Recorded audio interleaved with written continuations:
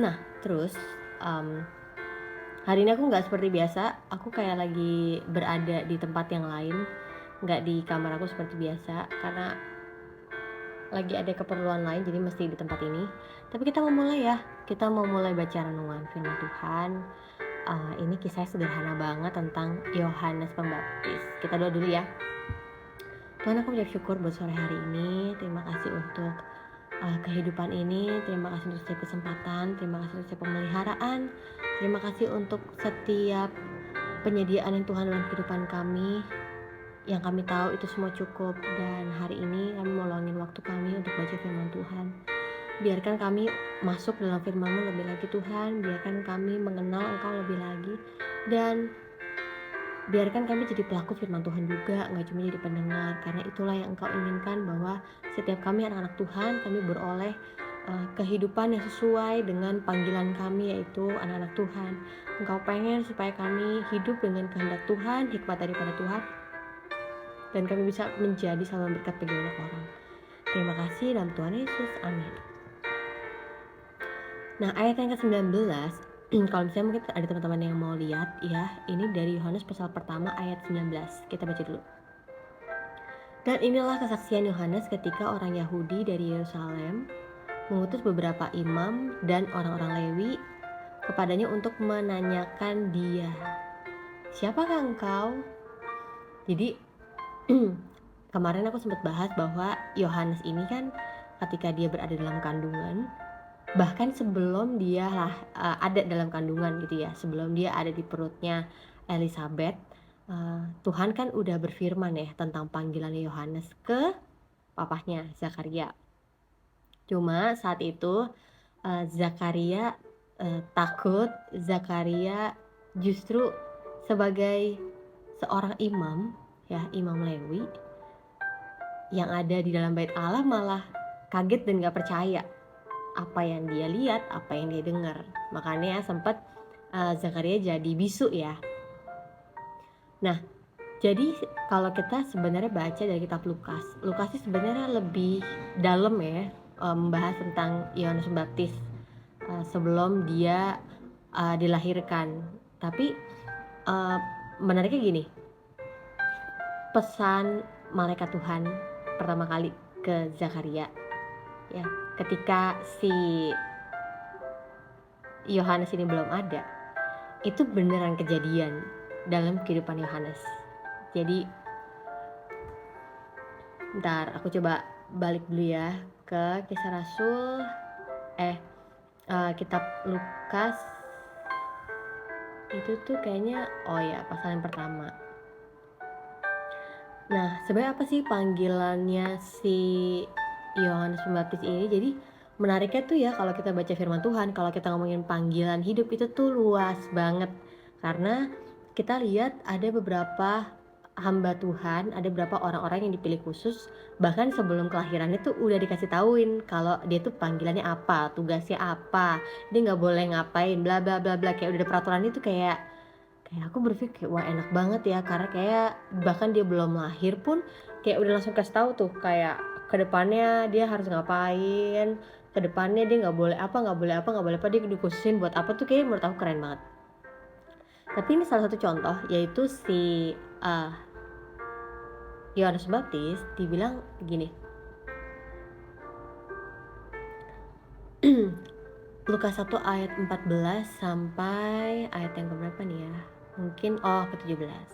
Dibilang gini, engkau akan bersukacita dan bergembira, bahkan banyak orang akan bersukacita atas kelahirannya itu. Sebab ia akan besar di hadapan Tuhan, dan ia tidak akan minum anggur atau minuman keras, dan ia akan penuh dengan Roh Kudus mulai dari rahim ibunya. Ia akan membuat banyak orang Israel berbalik kepada Tuhan Allah mereka, dan ia akan berjalan mendahului Tuhan dalam roh dan kuasa Elia, untuk membuat hati bapak-bapak berbalik kepada anak-anaknya, dan hati orang-orang durhaka kepada pikiran orang-orang benar, dan dengan demikian menyiapkan bagi Tuhan suatu umat yang layak baginya. Jadi sebenarnya pesan firman Tuhan nih gak cuma ada di kitab Lukas doang, gak cuma diberitakan kepada Zakaria doang, karena di kitab Kitab terakhir perjanjian lama adalah Maleaki. Ini aku mundur lagi ya, sebentar ya, aku ke kitab Maleaki. Di kitab Maleaki itu, Maleaki pasal yang ke-4 ayat yang ke-5 sampai ayat yang ke-6 itu maksudnya adalah pesan terakhir gitu ya. Sesungguhnya aku akan mengutus Nabi Elia kepadamu menjelang datangnya hari Tuhan yang besar dan dahsyat itu. Maka ia akan membuat hati bapak-bapak berbalik kepada anak-anaknya dan hati anak-anak kepada bapaknya, supaya jangan aku datang memukul bumi sehingga musnah. Jadi pesan Tuhan ke Nabi Maleaki sebelum nanti datangnya hari Tuhan yang besar dan dahsyat itu. Gak tahu kan hari Tuhan itu datangnya kapan, tapi yang jelas firman Tuhan bilang, aku akan mengutus Nabi Elia yang membuat hati bapak-bapak berbalik kepada anak-anaknya dan hati anak-anak kepada bapak-bapaknya, supaya jangan Allah datang memukul bumi sehingga musnah. Nah, menariknya yang Malaikat katakan itu juga terjadi di kitab Lukas ketika malaikat memberikan pesan kepada si Zakaria. Aku ulang lagi ya. Dibilang tadi gini, dan ia akan membuat banyak orang Israel berbalik kepada Tuhan Allah mereka. Dan ia akan berjalan mendahului Tuhan dalam roh dan kuasa Elia untuk membuat hati bapak berbalik kepada anak-anaknya dan hati orang durhaka kepada pikiran orang benar. Dan dengan demikian menyiapkan bagi Tuhan suatu umat yang layak baginya. Jadi ternyata ketika aku baca firman Tuhan tuh saling mendukung ya.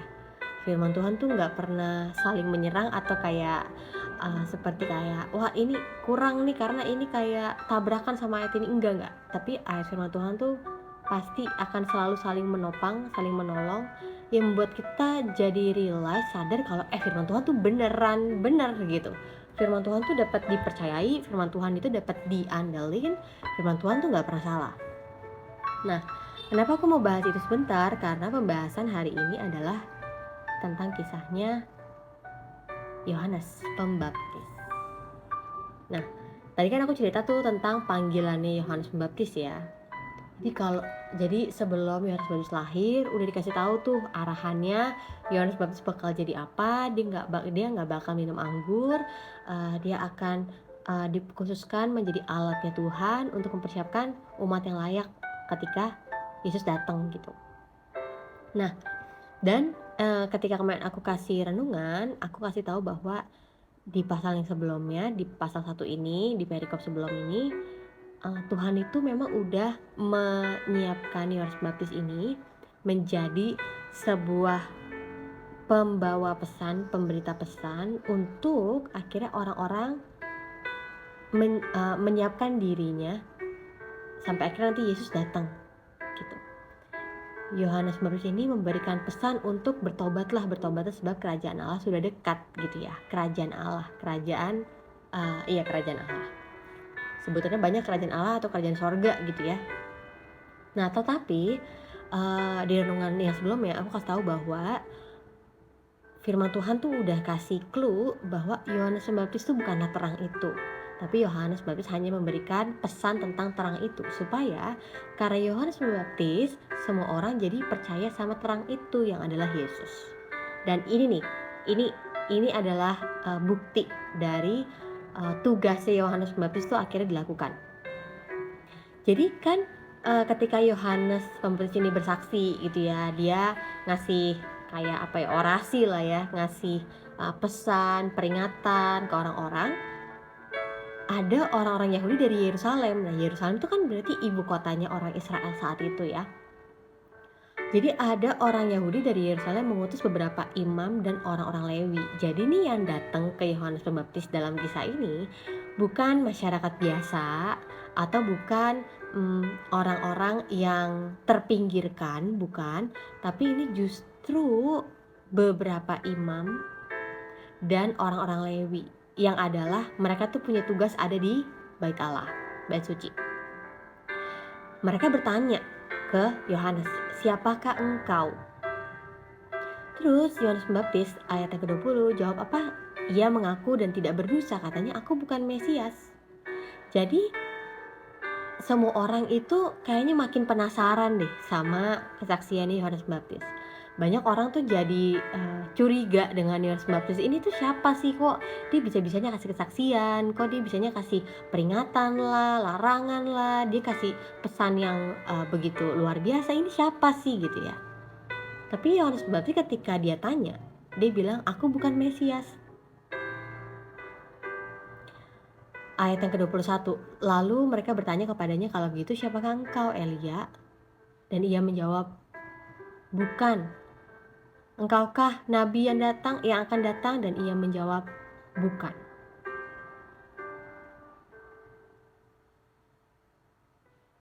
Maka kata mereka kepadanya, siapakah engkau? Sebab kami harus memberi jawab kepada mereka yang mengutus kami. Apakah katamu tentang dirimu sendiri? Jadi ketika aku lagi renungin firman Tuhan ini ya, aku sempat ngebayangin kalau kita berada di posisi Yohanes Pembaptis, yang datang ke kita tuh orang-orang gede, yang datang ke kita tuh orang-orang ahli gitu ya. Maksudnya kita pasti bangga dong, kayak ada orang-orang yang ahli nih, ada orang-orang yang besar, ada orang-orang yang berada di pusat-pusat keagamaan datang ke kita, iya nggak? Kita seneng nggak kalau misalnya ada orang yang tertarik, ya gini deh, orang yang tertarik aja sama perkataan kita udah happy, ya nggak? Ada orang yang kayaknya dia langsung kayak tersihir lah dengan perkataan kita seneng nggak? Seneng. Ada orang yang dengerin kita dengan cerita kita, berarti kan dia percaya sama kita, ya kan? Sampai dia jadi mau dengerin kita seneng banget. Tapi bayangin, ini yang datang bukannya teman, bukannya keluarga, tapi yang datang ini orang-orang ahli. Kalau kita di posisi Yohanes Pembaptis, kita seneng banget gitu. Kita seneng banget kalau misalnya kita lagi bicara, terus misalkan ada anggota kepolisian dengerin kita, terus ada anggota misalnya staf kepresiden dengerin kita, atau misalnya salah satu anggota dari MK dengerin kita seneng banget. Kita seneng banget karena kita tahu yang dengerin kita tuh orang-orang ahli, ya kan? Tetapi bagi aku teladan yang luar biasa dari kisah ini adalah ketika Yohanes Pembaptis ini ditanya, lo tuh siapa, lo Mesias gitu, dan dia jawab enggak. Maksudnya kadang kan kita kalau ketemu sama orang-orang yang besar, kita ketemu sama orang-orang ahli, orang-orang pintar, kadang motivasi kita jadi nggak bener. Setuju nggak? Kadang kita kayak pengen mengambil perhatian orang supaya kita dapetin gitu ya. Kadang kita pengen memanipulasi orang supaya menguntungkan kita. Ya nih kan gue ketemu sama orang-orang gede, orang-orang kaya, orang-orang terkenal, orang-orang penting. Gue pengen banget supaya gue bisa dapat keuntungan dari orang-orang ini. Bener gak? Ada sebuah pikiran yang jahat yang ada dalam pikiran kita, sehingga kita pengen mengambil keuntungan ketika ketemu sama orang-orang penting. Dan maksudnya ini yang aku lihat, kejadiannya ada, dan aku lihat bahwa aku juga pernah mengalami hal ini gitu. Tapi Yohanes Pembaptis bilang, enggak, aku bukan Mesias. Padahal sebenarnya Yohanes Pembaptis dengan audiensnya yang gak main-main, dengan audiensnya semuanya orang pintar, orang ahli, dia bisa gak untuk berkata bahwa dia Mesias? Bisa. Dia bisa gak dapat pengikut lebih banyak dengan dia memfokuskan pesan yang dia bawa untuk dirinya sendiri, untuk kepentingan dia? Bisa gak? Bisa. Tetapi Yohanes Pembaptis bilang, aku bukan Mesias. Meskipun mereka tanya, siapakah engkau? Elia? Bukan. Engkau nabi yang akan datang? Bukan. Jadi aku ketika baca ini aku sempat terdiam, kayak kok Yohanes Pembaptis tuh bisa ya tetap pada prinsipnya, iya, enggak gitu. Sedangkan kita dengan segala motivasi dalam hati kita yang kita nggak pernah bisa yang orang nggak akan pernah tahu motivasi hati kita ya, kita kan bisa untuk menyetir orang lain, kita kan bisa mengambil keuntungan dari orang lain, kita kan bisa kayak jadi memanipulasi keadaan demi keuntungan kita. Tapi Yohanes Pembaptis enggak. Dia tetap bilang kalau aku bukan Mesias. Akhirnya ketika mereka tanya, ya udah, kamu kasih jawaban dong, kamu itu siapa? Akhirnya Yohanes Pembaptis bilang, akulah suara orang yang berseru-seru di padang gurun, luruskanlah jalan Tuhan. seperti yang telah dikatakan Nabi Yesaya. Akhirnya Yohanes Pembaptis memperkenalkan dirinya bahwa iya, tugas aku tuh hanya memperingatkan aja. Tugas aku cuma kasih pesan supaya orang-orang itu mau mengingat lagi tentang Tuhan, mau mempersiapkan dirinya lagi untuk menjadi umat yang layak. Nih aku kayak oh my god, kayak Yohanes Pembaptis ini sehambal apa ya, untuk sampai dia tahu ada suatu batas yang dia nggak bisa laluin, untuk dia bisa inget kalau dia tuh nggak bisa melalui batasan-batasan ini, kalau dia cuma pembawa pesan.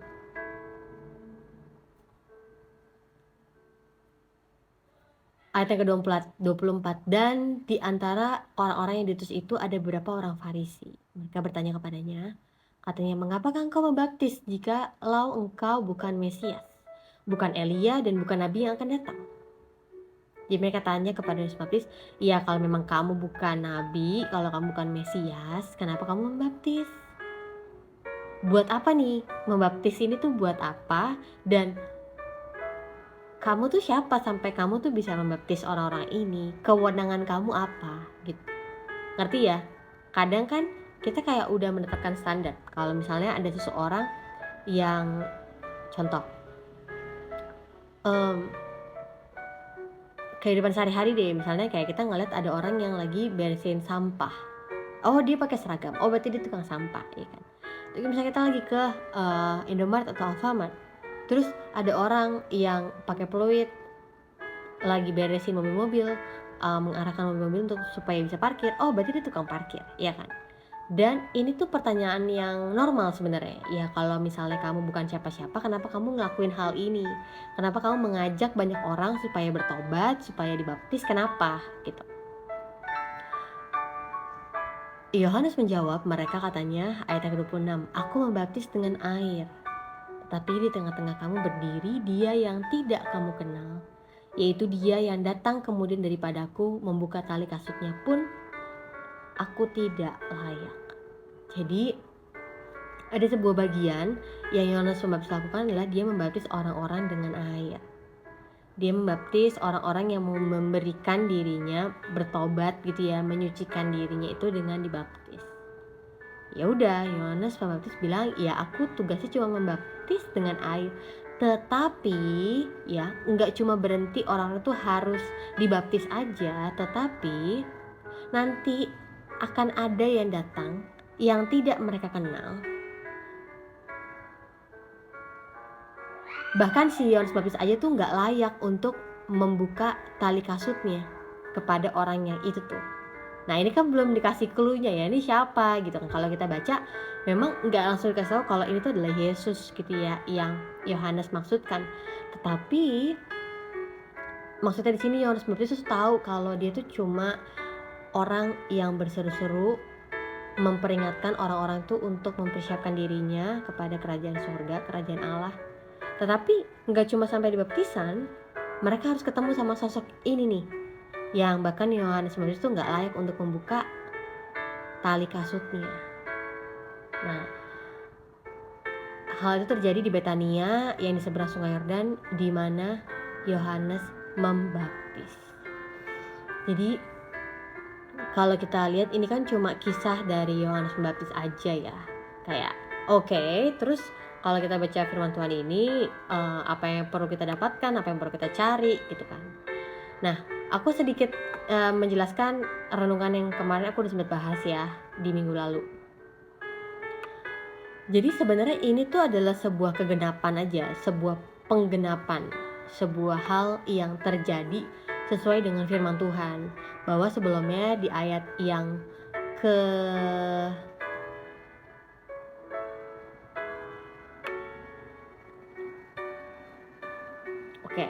ayat yang ke-6, Yohanes pasal pertama ayat yang ke-6 sampai yang ke-8. Datanglah seorang yang diutus Allah.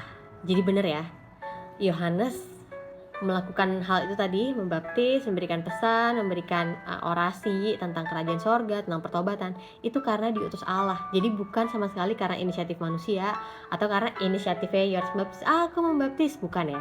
Tapi karena benar-benar itu diutus Allah, namanya Yohanes. Nah, Yohanes ini dia datang sebagai saksi untuk memberi kesaksian tentang terang itu. Jadi Yohanes punya tugas apa? Dia memberikan kesaksian tentang terang itu, supaya oleh Yohanes Pembaptis semua orang menjadi percaya. Jadi tugasnya cuma ngomong doang, tugasnya cuma memberikan pesan doang, tugasnya cuma membaptis doang, udah. Tapi setelah itu adalah orang-orang itu harus ketemu sendiri sama Tuhan Yesus. Ayat yang ke-8, ia bukan terang itu, tapi ia harus memberi kesaksian tentang terang itu. Terang yang sesungguhnya yang menerangi setiap orang sedang datang ke dalam dunia. Jadi ini firman Tuhan ya, bahwa Yohanes Pembaptis itu berasal dari Allah yang pilih dia, Allah yang utus dia, dan Allah juga yang kasih tugas dia untuk akhirnya kasih kesaksian. Dan gak cuma berhenti sampai situ, ada sebuah batasan bahwa Yohanes Pembaptis itu bukan terang itu. Yohanes Pembaptis itu cuma bawa pesan tentang terang itu. Sehingga nanti orang-orang yang dengerin pesan Yohanes Pembaptis jadi percaya kepada terang itu, yaitu Yesus. Nah, ayat yang selanjutnya yang ngomongin tentang Yohanes Pembaptis lagi ya. Ayat yang ke-15. Yohanes memberi kesaksian tentang dia dan berseru, inilah dia yang kumaksudkan ketika aku berkata, kemudian daripadaku akan datang dia yang telah mendahului aku, sebab dia telah ada sebelum aku. Jadi ini kayak plotnya tuh kayak agak maju mundur ya. Jadi akhirnya Yohanes Pembaptis tuh ketemu langsung sama Yesus, padahal meskipun mereka tuh dibilangnya kayak masih saudaraan lah ya, tapi maksudnya ketika mereka kayak udah dewasa, mereka udah sama-sama waktunya untuk melayani, akhirnya Yohanes Pembaptis ini kasih kesaksian benar-benar di depan Yesus bahwa inilah dia yang aku maksudkan. Dan tadi di ayat yang sebelumnya aku katakan bahwa nanti akan datang dia yang bahkan aku buka tali kasurnya pun aku tuh nggak layak, itu kan masih belum jelas ya itu siapa. Tapi nanti akan ada suatu peristiwa di mana Yohanes Pembaptis benar-benar memberi kesaksian di depan Yesus bahwa ketika ada Yesus, ketika ada banyak orang, bahwa ini loh, ini yang aku maksudkan. Kemudian daripadaku akan datang dia yang telah mendahului aku, sebab dia telah ada sebelum aku. Jadi kemarin aku sempat kasih renungannya adalah menariknya Yohanes Pembaptis ini udah bilang bahwa Yesus tuh udah ada sebelum dia. Maksudnya bukan kayak Yesus lahir sebelum dia, bukan. Tapi kita keliru kalau menganggap Yesus itu ada ketika Natalan gitu ya. Ketika berada dalam rahimnya Maria, enggak. Sebelum Maria hamil, Yohanes Pembaptis itu Tuhan Yesus itu udah ada di dunia ini. Nggak percaya? Coba baca lagi Yohanes pasal yang pertama. Itu adalah sebuah bukti bahwa ya Yesus tuh pada mulanya itu adalah firman. Dia udah ada di dunia ini, dia ada ketika masa penciptaan terjadi, bahkan segala sesuatu itu bisa terjadi di dalam firman itu. Jadi kalau nggak ada firman, nggak bakal ada yang jadi. Tetapi sayangnya dunia ini tuh nggak mengenal firman itu. Dunia ini nggak mau menerima, bahkan milik kepunyaannya yaitu bangsa Israel sendiri menolak kedatangannya si Yesus sebagai yang mengambil rupa sebagai manusia. Jadi benar-benar aku hari ini sih ngelihatnya kayak sebuah teladan yang bagus banget. Yohanes Pembaptis melakukan tugasnya, yaitu dia memberikan kesaksian tentang terang itu. Yohanes Pembaptis itu tahu batasannya bahwa dia bukan terang, dia nggak bisa bawa orang untuk datang ke dia. Dia cuma bawa pesan supaya orang-orang itu percaya, tapi bukan kepada dia, percaya kepada si terang itu. Jadi bagi aku menariknya adalah, Tuhan kalau misalnya aku dikasih tugas, apakah aku melakukan tugasku sesuai dengan yang Tuhan inginkan? Kalau Tuhan berikan aku panggilan hidup, apakah aku hidup sesuai dengan panggilan aku? Kalau aku tahu bahwa aku ada batasan-batasan yang aku gak bisa lewatin, apakah aku akan dengan taat? Apakah aku dengan takut dan gentar aku tidak akan melewati batasan itu? Atau aku justru akan kayak, ya udah selama gue untung ya kan, selama gue bisa eksis, selama gue bisa menyenangkan banyak orang, kenapa gue nggak lakuin hal-hal lain gitu. Kayak ada banyak hal yang terlalu kita pikirkan, yang kita pikir itu ribet untuk melakukan bagian kita sesuai dengan kehendak Tuhan. Padahal sebenarnya sederhana, tinggal lakuin aja. Cuma otak kita, pikiran kita suka menunda-nunda. Aduh jangan sekarang lah, belum siap Tuhan, jalanin panggilan Tuhan. Aduh jangan sekarang lah Tuhan, aku tuh masih belum siap untuk mengatakan kebenaran ke keluarga aku. Tuhan jangan sekarang lah, aku tuh masih muda, masih usia produktif. Kayaknya kalau misalnya aku sekarang untuk melakukan panggilan aku ini ngomongin panggilan gak cuma ada di gereja ya. Panggilan tuh luas gitu ya. Aduh tapi aku takut itu kayak di luar comfort zone aku. Tuhan gimana ya? Kayaknya aku belum siap nih untuk akhirnya bisa berhadapan sama orang-orang yang belum kenal Tuhan. Gimana. Kita kayak kebanyakan mikir. Sebenarnya yang ribet tuh adalah kita. Karena kalau Tuhan sudah memberikan tugas kepada kita, berarti Tuhan tahu kita mampu. Bahkan kalau kita ngerasa nggak mampu, kita bisa minta kekuatan dari Tuhan. Ada berapa banyak orang sih sampai hari ini yang mau taat? Berapa waktu lalu aku sempat teleponan sama salah satu teman aku. Kita sempat waktu itu sekelas bareng-bareng ngambil S2 dan kita diskusi tentang ketaatan. Jadi maksudnya ini diskusi antara aku dengan dia, dengan banyaknya pengalaman dan ilmu lah ya kita dapetin ketika kita belajar sebagai S2. Terus aku bilang, iya kita kan yang ribet. Karena kita nganggap kita kayak belum siap lah, tunggu matang dulu lah, tunggu keadaan baik dulu lah, tunggu orang-orang meyakinkan kita lah, baru kita mau taat sama kehendak Tuhan. Padahal kita lupa bahwa Tuhan tuh kenal kita nggak? Tuhan kenal kita. Ketika dia kasih perintah kepada kita, dia tahu nggak apa yang kita rasain? Tahu. Dia tahu nggak apa yang kita pergumulkan? Tahu. Tapi kenapa dia tetap kasih perintahnya kepada kita? Berarti Tuhan tahu kita tuh bisa melakukan hal itu. Aku percaya Tuhan kita tuh bukanlah Tuhan yang kurang hikmat, yang bodoh gitu ya, yang tanpa pertimbangan. Enggak. Aku percaya kita punya Tuhan adalah Tuhan yang penuh dengan pertimbangan, yang mempertimbangkan kalau Stella adalah orang seperti ini, dia punya kelemahan di area ini, dia punya ketakutan di area ini, dia punya trauma di area ini, tapi aku lihat dia bisa nih ngelakuin hal ini. Kita tuh punya Tuhan tuh Tuhan yang penuh dengan pertimbangan gitu. Jadi jangan sekali-kali meragukan pesannya Tuhan, jangan sekali-kali meragukan perintahnya Tuhan. Ya, ketaatan pasti berkaitan sama iman. Makanya kalau kita lihat ada seseorang yang punya iman yang sangat besar, kita lihat ada seseorang yang punya iman yang sangat kuat, kita lihat ada orang yang punya iman yang begitu luar biasa. Coba tanya ketaatannya. Karena sebenarnya ketaatan kita kepada Roh Kudus, aku lihat di Instagram aku, ketaatan kita kepada Roh Kudus, ketaatan kita kepada suara Tuhan itu adalah sebuah harga yang harus kita bayar untuk akhirnya kita mengenal Tuhan.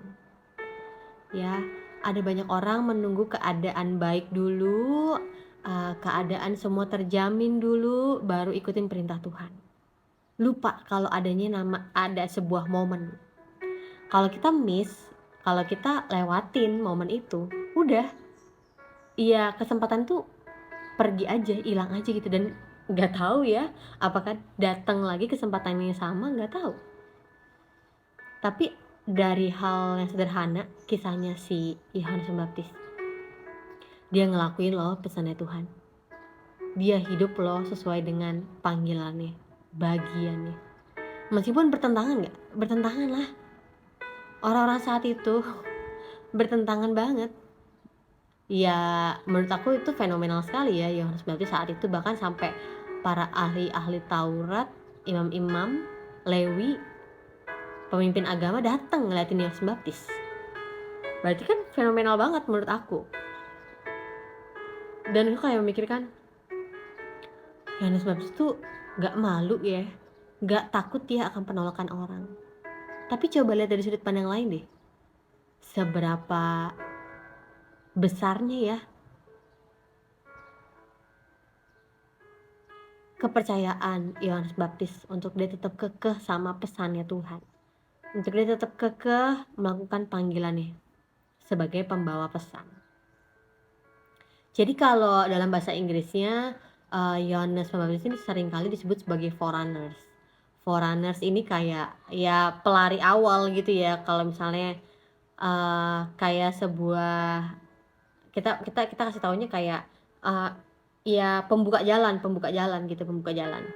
Jadi kayak ya tanpa Yohanes Pembaptis mungkin nanti kisahnya beda lagi ya. Ya beda lagi pasti. Tapi menurut aku berarti Yohanes Baptis tuh punya bagian yang luar biasa juga ya, sampai maksudnya dia yang menjadi pendahulu sebelum akhirnya Yesus melayani gitu. Kan kita tahu salah satu muridnya Yohanes Baptis akhirnya jadi murid Tuhan Yesus kan. Nah itu nanti kita lihat di perikop setelahnya.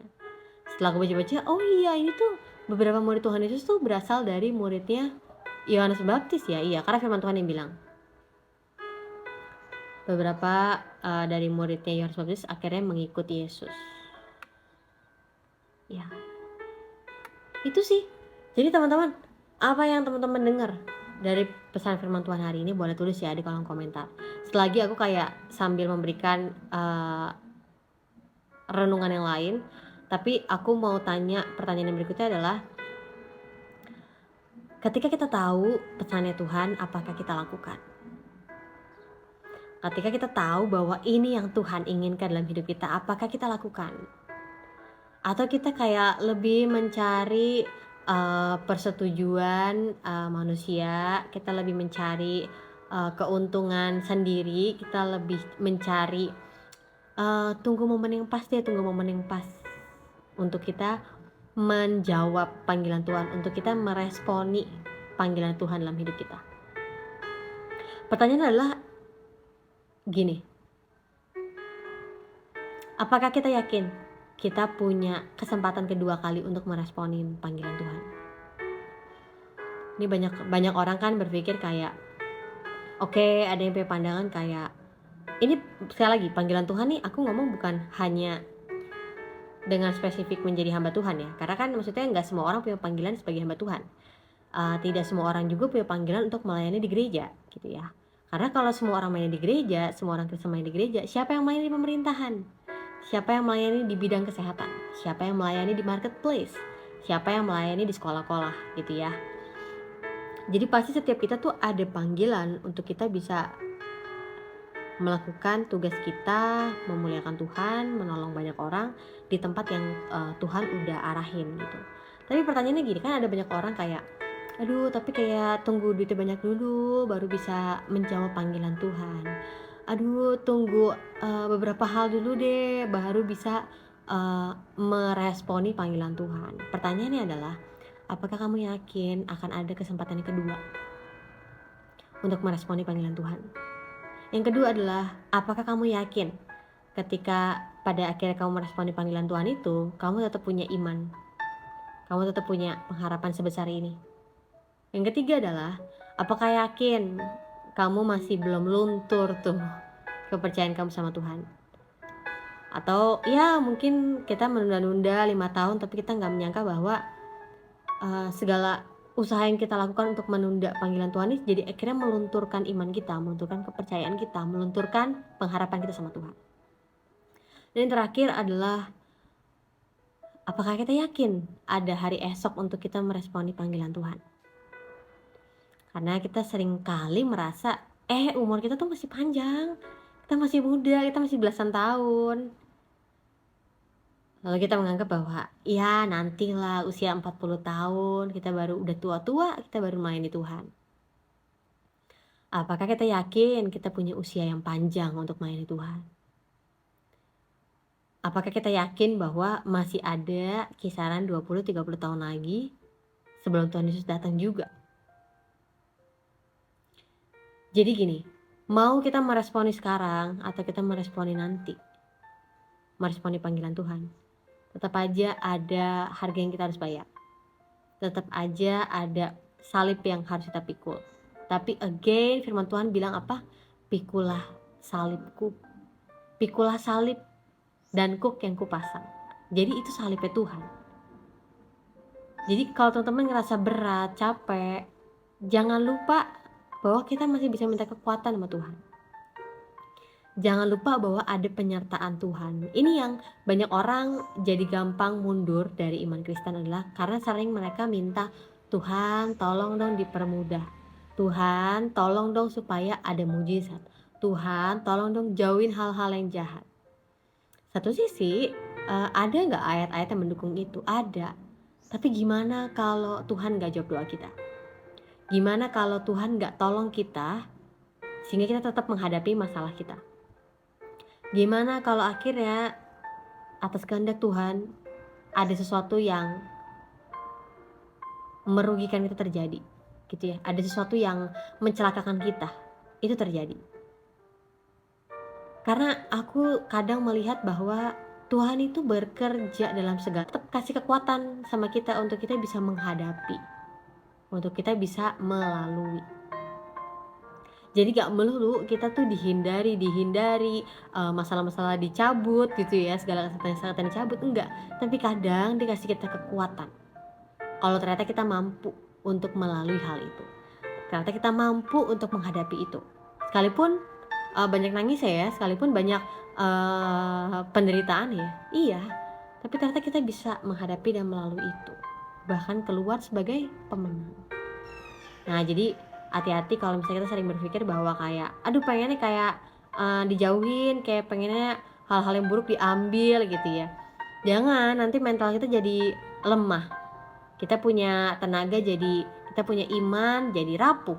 Karena apa-apa segala sesuatu kita pengennya dijauhin, diambil gitu. Jadi kita adalah anak Tuhan, dan Tuhan mau kita jadi anak Tuhan yang kuat karena kita di dalam Dia. Gitu, kita mengandalkan Dia bahkan ketika jawaban doa kita nggak terjawab, nggak apa-apa. Berarti Tuhan punya maksud lain, Tuhan ada cara lain yang Tuhan mau tunjukkan dalam kehidupan kita, bahkan ketika itu melampaui akal kita. Ya udah. Nah jadi itu sih renungan yang aku mau bagikan ya. Simple nggak menurut teman-teman yang dengerin renungan hari ini? Simple lah ya, tapi gimana kita udah melakukan loh? Kita jadi sadar nggak kalau kita mau melakukan itu? Atau kita kayak masih belum ngerti, ya udah aku percaya nanti Roh Kudus yang akan berikan hikmat. Tapi yang jelas adalah ternyata mengikuti perintah Tuhan, mengikuti kebenaran Tuhan, caranya cuma satu, jalanin aja, nggak usah banyakan mikir. Jalanin aja, karena kita punya Tuhan yang penuh dengan banyak hikmat dan pertimbangan. Dia nggak akan membawa kita ke jalan yang mencelakakan kita, yang membinasakan kita, enggak. Sampai ini aku percaya Tuhan, segala sesuatu yang terjadi, jawaban doa yang Tuhan belum kasih, pergumulan-pergumulan yang masih belum selesai, Tuhan aku percaya bahwa suatu saat ini semua akan selesai. Aku percaya Tuhan gak akan pernah bawa aku ke jalan yang membinasakan aku. Aku percaya Tuhan aku tuh bukan Tuhan yang mencelakakan aku. Nah kita gimana? Apakah kita hari ini udah putus asa? Kita hari ini udah kehilangan harapan? Hari ini kita kayak udah kehilangan semangat hidup karena kita ngerasa hidup tuh sulit banget. Tapi mau gak kita buka hati kita buka pikiran kita ngelihat dari sudut pandang Tuhan. Sudut pandang Tuhan gimana sih ngelihat keadaan ini? Jangan cuma ngeliat dari sudut pandang kita doang. Kalau kita ngeliat dari sudut pandang kita doang, abis kita hilang pengharapan, kita hilang semangat hidup. Karena aku udah pernah ngelakuin hal itu, aku udah pernah mengalami hal itu. Tapi kalau kita mulai dengan rendah hati, kita mulai dengan suatu kepasrahan, Tuhan aku mau lihat dong sudut pandang Tuhan dalam hidup aku seperti apa. Aku pengen lihat dong perspektifnya Tuhan dalam kehidupan aku apa, dalam masalah ini tuh apa, sehingga kok hal ini bisa Tuhan izinkan terjadi. Gitu ya teman-teman. Jadi semoga hari ini pesan firman Tuhan yang sangat sederhana kita bisa ingat lagi, kita bisa renungin lagi. Ini jadi kayak puzzle ya, kayak pesan firman Tuhan hari ini mengingatkan aku ini. Dulu aku pernah dengar ini. Oh, firman Tuhan juga katakan ini. Jadi ini semua tuh saling menyambung untuk akhirnya menyadarkan kita lagi, mengingatkan kita lagi bahwa ada hal-hal yang kita udah lewatin, ada hal-hal yang kita udah lupain, ada hal-hal yang kita udah tinggalkan, yang sebenarnya itu penting banget dalam hidup kita sebagai orang percaya. Diberkati teman-teman semuanya, Bapak Ibu. Semoga diberkatin ya, karena aku percaya bahwa firman Tuhan itu gak akan kembali dengan sia-sia, tapi firman Tuhan pasti diberikan kepada kita sesuai dengan waktunya Tuhan, untuk akhirnya kita ingat lagi, kita fokus lagi, kita jalan lagi yang benar, kita ngelakuin lagi yang benar buat Tuhan. Nah, jadi teman-teman semuanya yang baru pertama kali join di live tutorial aku, halo, selamat sore. Jadi aku kalau misalnya tiap sore itu kasih renungan jam 3 sampai jam 4-an lah ya.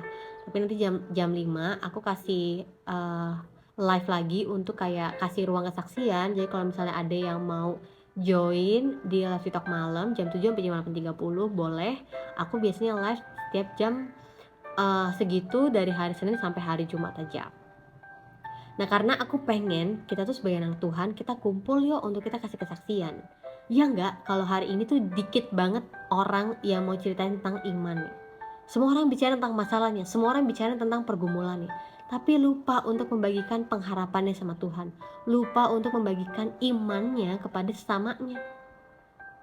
Jadi akhirnya kayak apa ya, gini, banyak orang mengira kesaksian itu adalah cerita kemenangan, cerita jawaban doa yang diberikan. Banyak orang merasa bahwa kalau misalnya menceritakan tentang kesaksian berarti semuanya harus yang baik-baik aja, semuanya harus penuh dengan pesan kemenangan, semuanya harus dengan pesan sukacita gitu ya. Gak mau tuh ceritain hal-hal yang sedih, yang gagal. Padahal sebenarnya dalam kegagalan, dalam kesedihan, dalam keterpurukan, itu tuh bisa jadi sebuah pesan juga bagi banyak orang di luar sana kalau kita tuh mau tampil apa adanya. Kita ngalamin sakit loh, kita ngalamin putus asa loh, kita ngalamin yang namanya kegalauan loh, yang pun aku tuh juga pernah hilang pengharapan, ini segala macam. Gak apa-apa, kita beritain aja apa yang kita alamin supaya orang-orang yang dengerin mereka juga jadi tahu kalau oh ternyata orang lain tuh ngalamin ini juga ya, tapi ternyata ada pertolongan Tuhan. Tapi ternyata meskipun hidupnya banyak masalah atau misalnya lagi ada pergumulan yang sangat berat, tapi kok dia tetap bertahan ya gitu loh. Jadi kesaksian tuh gak cuma berita tentang kemenangan, kesaksian gak cuma cerita tentang ditolong Tuhan, gak cuma cerita tentang bagaimana pemulihan secara finansial, pemulihan secara apalagi ya kesehatan, pemulihan dalam keluarga, enggak. Tapi kadang-kadang jawaban doa yang tidak terjawab bisa jadi kesaksian juga. Atau misalnya kita melihat nggak ada pertolongan Tuhan tapi ternyata kita tetap bisa menghadapi hal itu, ternyata tuh juga jadi kesaksian.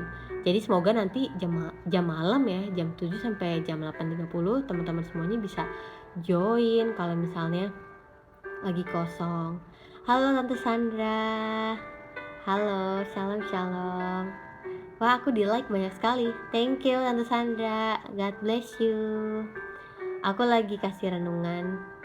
Aku nanti malam mau coba live sih. Jadi Tante Sandra kalau kosong bisa join ya, jam 7 sampai jam 8.30 untuk kasih ruang kesaksian gitu Tante Sandra. Jadi kayak pengennya sekarang ini kan semua orang lagi ngalamin yang sulit ya. Jadi kayak pengen aja yuk kita berbagi tentang iman, berbagi tentang kasih. Iya, kemarin aku kepikir ya, aku keinget tentang kasih. Aduh, kalau bicara tentang kasih itu luas banget memang, benar. Tapi aku keinget firman Tuhan yang bilang bahwa kalau kita adalah anak-anak Allah, buktinya tuh adalah kita mengasihi. Waduh, gitu kan. Aku tuh ketika lagi dengerin khotbah, terus kayak lagi renungin itu, iya Tuhan ya, seberapa banyak ya orang yang masih mau mengasihi, atau mereka udah kalah dengan egoisnya mereka, udah kalah dengan mementingkan dirinya sendiri, mementingkan keuntungan sendiri, udah kalah dengan ketamakan mereka, ketamakan kepentingan ya yang mereka cari lah, politik dan segala macam. Ada berapa banyak orang ya Tuhan yang masih mau tetap mau mengasihi orang lain, tanpa syarat, yang mau mengasihi tanpa tanpa misalnya contoh, dia orang lain minta maaf ke dia tapi dia tetap mau mengasihi. Ada berapa banyak ya orang Tuhan yang mau tetap mengasihi. Makanya aku berpikir kayak, oh ya udah bisa nih, malam kita ngomong tentang kasih, tentang mengasihi dan bagaimana sih pengalaman kita tentang kasihnya Tuhan dalam hidup kita. Bagaimana sih mungkin pengalaman kita dikasih sama orang lain gitu ya. Atau bagaimana sih pengalaman kita sampai akhirnya kita bisa mengasihi orang-orang yang menyakiti kita gitu. Aduh, kalau bicara tentang, sakit hati tuh jarang loh, maksudnya orang tuh berani bicara di gereja gitu ya. Iya aku sakit hati karena orang giniin aku. Biasanya kan kayak cuma di komsel-komsel ya. Waktu itu aku pernah lihat ada orang kesaksian kalau dia udah pahit banget sama orang gereja. Karena dia merasa kayak dia mendapatkan hal-hal yang gak ada tuh dari orang gereja gitu. Tapi aku ngelihatnya, puji Tuhan, akhirnya dia justru kayak melihat bahwa ya ternyata dalam gereja kita juga perlu untuk menjadi terang. Ini menarik ya, terang dalam terang gitu. Tapi ya mengasihi itu nggak kenal batas sih gitu ya. Mengasihi itu nggak kenal tempat. Mengasihi itu nggak cuma kayak oke di yang non Kristen aja nih atau yang kayak di luar gereja aja nih, enggak. Mengasihi itu bahkan kita harus terlebih besar kasih kita untuk mengasihi orang-orang kayak dalam gereja, mengasihi orang-orang yang kita harapkan, keluarga kita, pasangan kita, orang-orang yang sangat kita junjung tinggi gitu ya, pemimpin kita, gembala kita harus juga belajar untuk mengasihi mereka gitu. Karena kita nggak bisa menaruh ekspektasi bahwa oke, orang-orang ini udah tahu tentang kasih, enggak juga, kita nggak bisa gitu. Nah, jadi udah mau jam 4, teman-teman semuanya. Kalau misalnya teman-teman semuanya tertarik ngeliatin video-video aku atau ngeliat sosial media aku yang lain, bisa lihat ya. BTW aku juga baru mulai tuh seriusin YouTube. Jadi kalau misalnya teman-teman semuanya ada yang tertarik, aku tuh ada di YouTube dan ada di Instagram. Kontennya beda-beda tapi ada untuk saling melengkapi gitu ya. Kalau di YouTube lebih banyak kayak untuk pengajaran, perenungan yang lebih dalam lah ya. Kalau misalnya lewat TikTok sama Instagram kan lebih yang singkat-singkat aja. Ya, itu sih yang mau aku sampaikan di renungan sore hari ini. Semoga ya teman-teman semuanya bisa dapetin satu pesan Tuhan yang sederhana. Dan teman-teman semuanya jadi semangat lagi untuk oke, ngelakuin lagi yuk, fokus lagi yuk ke hal yang basic, hal yang sederhana. Lakuin lagi yuk pesannya Tuhan, ini yang Tuhan mau dalam kehidupan kita. Itu aja. Jadi thank you semuanya udah dengerin ya dari jam 3 sampai jam 4. Aku kasih renungan yang sederhana aja karena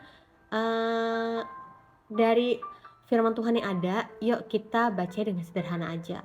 Yuk kita luangin waktu sebentar untuk kita renungin dengan sederhana aja, supaya ketika kita udah menyederhanakan firman Tuhan, kita bisa lakuin ya. Jadi jangan kayak terlalu ribet gitu-gitu, tapi kita kayak sederhanain aja untuk kita bisa lakuin yang benar di hadapan Tuhan. Tapi kita berdoa dulu ya sebelum aku menyelesaikan live TikTok aku. Tuhan, aku bersyukur untuk sore hari ini. Aku bersyukur untuk setiap orang-orang yang udah lalu lalang di live TikTok ini, yang udah dengerin dari awal atau bahkan sepotong-sepotong.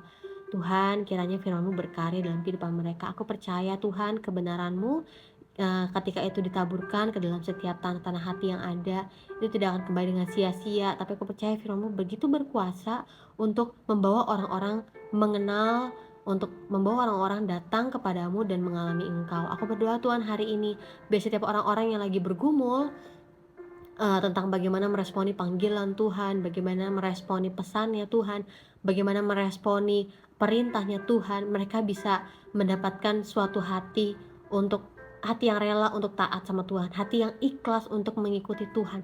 Apapun bayarannya, apapun harga yang harus dibayar, salib yang harus dipikul, tapi biarlah kami beroleh keikhlasan, kerelaan, ketulusan untuk ikut Tuhan. Karena kami tahu bahwa Tuhan, Engkau Allah yang benar, yang gak pernah akan memimpin kami ke jalan yang membinasakan atau mencelakakan kami. Kami percaya Engkau Allah yang baik, yang mengasihi, yang memelihara kami.